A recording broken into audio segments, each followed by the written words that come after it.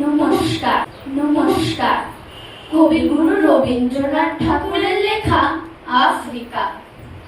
উদ্ভ্রান্ত সেই আদিম যুগে স্রষ্টা যখন নিজের প্রতি অসন্তোষে নতুন সৃষ্টিকে বারবার করেছিলেন বিধ্বস্ত, তার সেই অধৈর্যে ঘন ঘন মাথা নাড়ার দিনে রুদ্র সমুদ্রের বাহু প্রাচী ধরিত্রীর বুকের থেকে ছিনিয়ে নিয়ে গেল তোমাকে আফ্রিকা।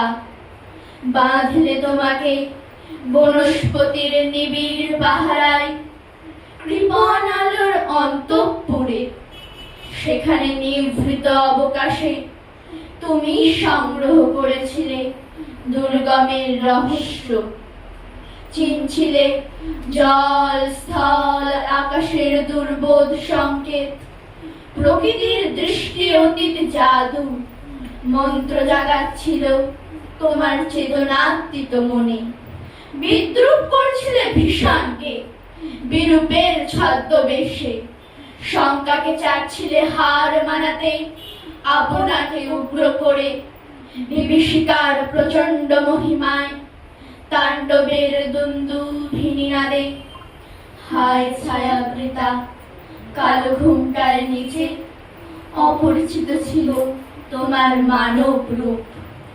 উপেক্ষার আবিল দৃষ্টিতে এলোরা লোহার হাত করে নিয়ে, নখ যাদের তীক্ষ্ণ তোমার নেত্রের চেয়ে, এলো মানুষ ধরার দল।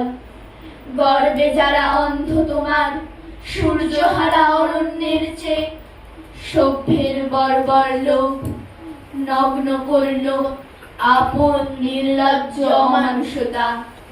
তোমার ভাষাহীন ক্রন্দনে বাষ্পাকুল অরণ্য পথে পঙ্কিল হলো ধূলি তোমার রক্তে অশ্রুতে মিশে।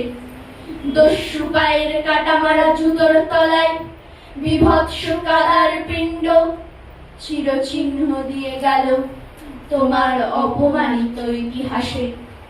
সমুদ্র পারে সেই মুহূর্তে তাদের পাড়ায় পাড়ায় মন্দিরে বাজছিল পূজার ঘণ্টা। সকালে সন্ধ্যায় দয়াময় দেবতার নামে শিশুরা খেলছিল মায়ের কোলে। কবির সঙ্গীতে বেজে উঠেছিল সুন্দরের আরাধনা। আজ যখন পশ্চিম দিগন্তে প্রদোষকাল, ঝঞ্ঝা বাতাসের ঊর্ধ্বশ্বাস, যখন গুপ্ত গহ্বর থেকে পশুরা বেরিয়ে এলো, অশুভ ধ্বনিতে ঘোষণা করল দিনের অন্তিম কাল। এসো যুগান্তরের কবি, আসন্ন সন্ধ্যার শেষ রশ্মিপাতে দাঁড়াও ওই মান হারা মানবীর দ্বারে। বলো ক্ষমা করো, হিংস্র প্রলাপের মধ্যে সেই হোক তোমার সভ্যতার শেষ পুণ্যবাণী। নমস্কার। খুব সুন্দর।